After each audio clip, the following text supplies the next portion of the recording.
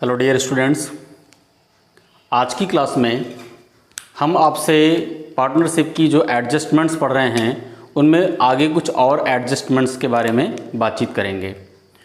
उन सारी एडजस्टमेंट्स में आज नेक्स्ट एडजस्टमेंट है साझेदारों के ऋण पर ब्याज। पहले भी आपसे इस पॉइंट पर चर्चा हो चुकी है कि कोई भी साझेदार जब फर्म को अपने पूंजी के अतिरिक्त कुछ राशि भुगतान करता है तो उसे साझेदार का ऋण कहा जाता है। ठीक है, और इस ऋण के बारे में आपको ये पहले बताया गया था कि यदि साझेदारी संलेख बनाया गया हो तो ऋण पर ब्याज की राशि को कुछ भी निर्धारित किया जा सकता है, जैसा साझेदारों के मध्य आपस में समझौता हुआ हो।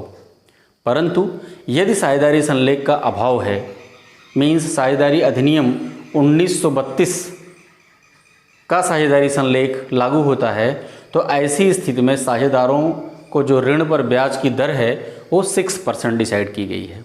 ठीक है, इनके बारे में हम चर्चा कर चुके हैं। आज एक एडजस्ट के रूप में इसके कुछ इंपॉर्टेंट पॉइंट्स हैं, उन सारे पॉइंट्स को एक बार हम और समझ लेते हैं।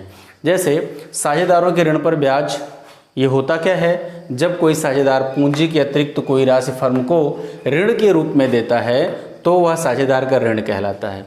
ये पॉइंट आपके लिए क्लियर है। इसके लिए अलग से पार्टनर्स लोन अकाउंट बनाया जाता है।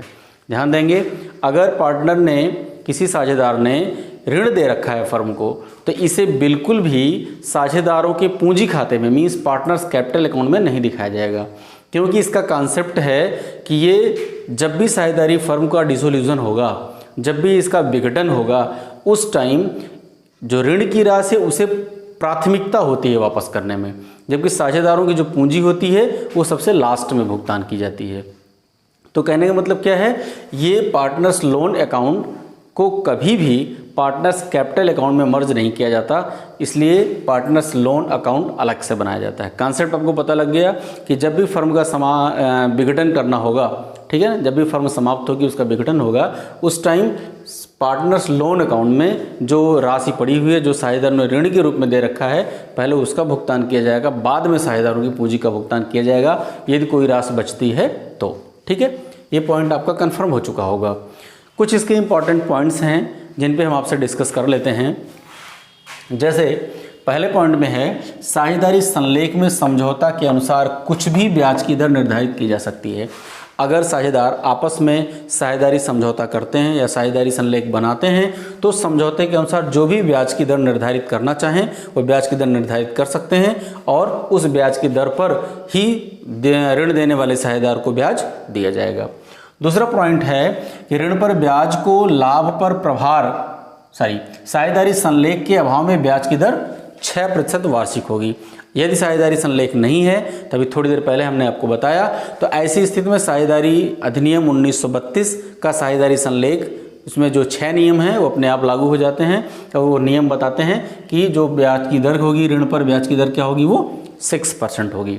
ठीक है, नेक्स्ट पॉइंट है, ऋण पर ब्याज को लाभ पर प्रभार माना जाता है। ठीक है, एक चार्ज के रूप में है लाभों पर, अतः हानि व लाभ दोनों स्थिति में भुगतान अनिवार्य है। ठीक है ना, अगर किसी साझेदार ने साझेदारी फर्म को ऋण दिया है तो उस वर्ष, जिस वर्ष हम ये कैलकुलेशन कर रहे हैं, जिस वर्ष हम अकाउंटिंग अपनी मेंटेन कर रहे हैं, उस वर्ष फर्म को चाहे लाभ हुआ हो या हानि हुई हो, हानि हो या लाभ हो, इससे कोई मतलब नहीं है। दोनों ही परिस्थितियों में साझेदार को ऋण पर ब्याज की राशि का भुगतान करना होगा। ठीक है ना, क्योंकि एज ये चार्ज है, एक प्रभार के रूप में, एक व्यय के रूप में है ये।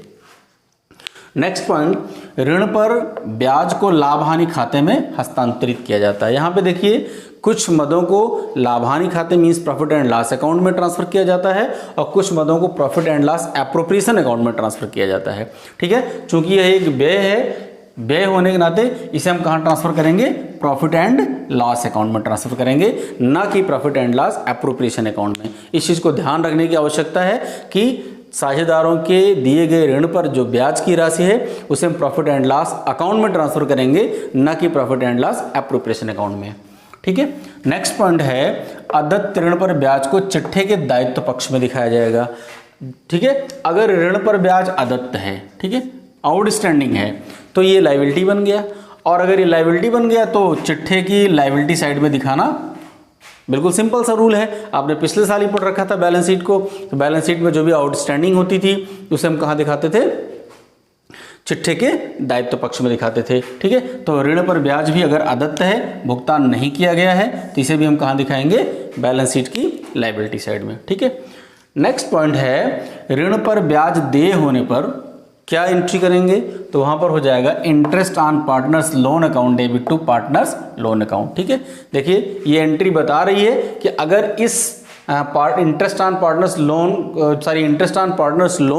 का जो अमाउंट है अगर उसे कैपिटल अकाउंट में ट्रांसफर करना होता तो यहाँ पर लिखा जाता टू पार्टनर्स कैपिटल अकाउंट ना, ऐसा नहीं लिखा है, बल्कि क्या लिखा है, पार्टनर्स लोन अकाउंट। यही कॉन्सेप्ट बताता है कि पार्टनर्स लोन अकाउंट अलग से बनाया जाता है। ठीक है ना, जैसे हमने बताया था पार्टनर्स लोन अकाउंट क्या करते हैं हम अलग से बनाते हैं, पार्टनर्स की कैपिटल में इसे हम मेंशन नहीं करते। नेक्स्ट, ये चूंकि एक चार्ज है, एक व्यय के रूप में है, इसलिए इसको कहाँ ट्रांसफर करेंगे हम, प्रॉफिट एंड लॉस में।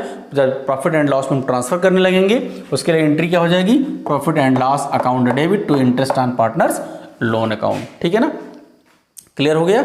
ये इतनी बातें तो इंपॉर्टेंट थी साझेदारों के ऋण पर ब्याज के रूप में। तो यहाँ पे आपने देख लिया साझेदारों का क्या है, ऋण क्या है और उस ऋण पर ब्याज क्या है, उस ब्याज की अकाउंटिंग एक्टिविटी या अकाउंटिंग क्रियाएं कैसे संपादित की जाती हैं। ठीक है, नेक्स्ट एडजस्टमेंट है जिसको हम पढ़ेंगे साझेदारों के वेतन। इसके बारे में भी पहले चर्चा हो चुकी है कि साझेदार को सामान्य तौर तरीके से अगर आप उनके बीच में कोई समझौता है तो उस समझौते के अनुसार किसी भी साझेदार को जो वेतन निर्धारित किया गया वो वेतन भुगतान किया जा सकता है। लेकिन यदि साझेदारी संलेख का अभाव है, मीन्स साझेदारों ने आपस में कोई समझौता नहीं किया, तो वहाँ पे भी साझेदारी अधिनियम 1932 का संलेख लागू हो जाएगा।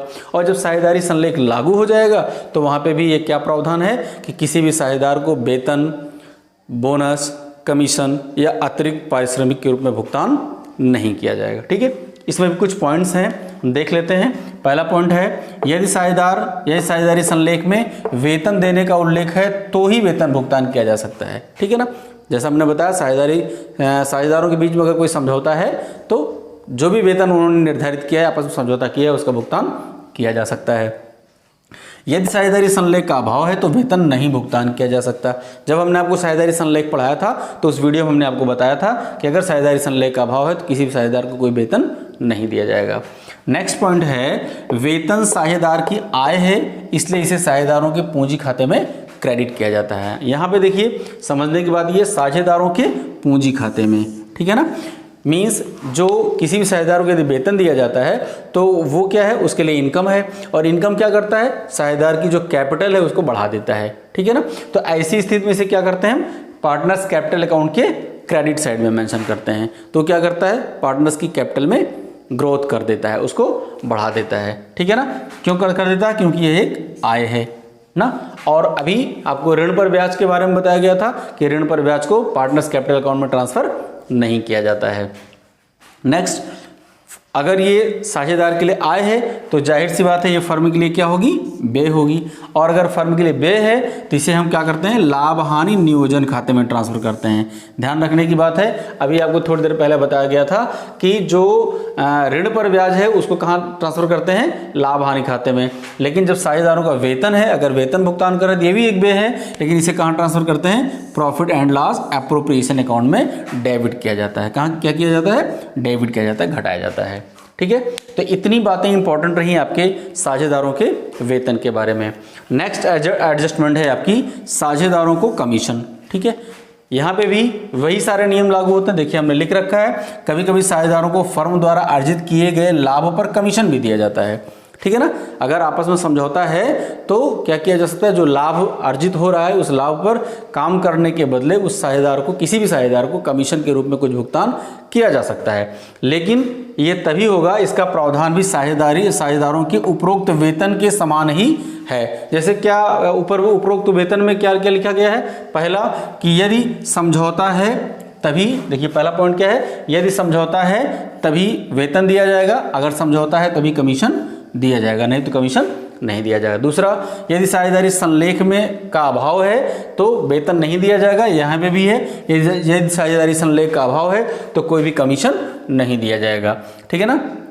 वेतन आय है, इसलिए साझेदारों के पूंजी खाते में क्रेडिट की जाती है। यहाँ पे आप लिखेंगे कि साझेदारों का कमीशन साझेदारों का आय है, इसलिए इसे भी कहाँ लिखते हैं हम, पार्टनर्स कैपिटल अकाउंट के क्रेडिट साइड में लिखते हैं। और नेक्स्ट पॉइंट है, ये फर्म के लिए व्यय है, इसे profit and loss appropriation account के डेबिट साइड में लिखते हैं। तो ये जो कमीशन है ये भी फर्म के लिए क्या है, एक व्यय है, इसलिए इसे भी क्या करते हैं हम, profit and loss appropriation account के डेबिट साइड में लिखते हैं। मीन्स जो भी पॉइंट्स यहाँ पे हैं ये सारे पॉइंट्स वेतन के लिए और कमीशन के लिए बिल्कुल सेम एज इट इज हैं, ठीक है। तो इस पॉइंट्स को आप नोट कर लेंगे। यहाँ पे थोड़ी सी एक इंपॉर्टेंट बात है जिसको आपको समझना है, उसको हमने यहाँ पे नोट के रूप में लिख दिया है। देखिए, कमीशन का जो अमाउंट है वो मैनेजर को भी कमीशन दिया जा सकता है और साझेदार को भी दिया जा सकता है, क्योंकि फर्म को जो लाभ हो रहा है उस लाभ में ये दोनों पार्टिसिपेशन करते हैं, ठीक है ना। मैनेजर का भी बहुत बड़ा रोल होता है किसी भी फर्म को प्रॉफिट की अच्छे प्रॉफिट में पहुँचाने के लिए, और साझेदार का तो होता ही होता है। तो ऐसी स्थिति में अगर समझौता है कि इन्हें कमीशन दिया जा सकता है तो कमीशन दिया जाएगा, लेकिन इसे जो अकाउंटिंग एक्टिविटी करेंगे हम, तो अगर मैनेजर को हम कमीशन दे रहे हैं, ठीक है ना, तो इसको हम दिखाएंगे कहाँ पे, प्रॉफिट एंड लॉस अकाउंट में। और दूसरा, अगर साझेदार को हम कमीशन दे रहे हैं तो इसको कहाँ दिखाएंगे हम, profit and loss appropriation account में दिखाएंगे। देखिए, अभी थोड़ी देर पहले बात हुई थी, साझेदार को जो वेतन दिया जाता है, साझेदार को वेतन दिया जाता है कहाँ दिखाते हैं, profit and loss appropriation account में। साझेदार को जो कमीशन दिया जाता है उसको कहाँ दिखाते हैं, profit and loss appropriation account में। ठीक वैसे ही साझेदार को जो कमीशन दिया जा रहा है उसे कहाँ दिखाएंगे हम, profit and loss appropriation account में, ठीक है। लेकिन अगर मैनेजर को दिया जा रहा है तो उसको कहाँ दिखाएंगे हम, प्रॉफिट एंड लॉस अकाउंट में दिखाएंगे, ठीक है। तो ये आज की वीडियो में इन एडजस्टमेंट्स के बारे में हमने आपसे डिस्कस किया। इसे अपनी नोटबुक में आप नोट कर लेंगे, और जो भी पॉइंट्स आपको नहीं समझ में आ रहे हैं उन्हें कमेंट बॉक्स में लिखकर आप पूछ लेंगे। धन्यवाद।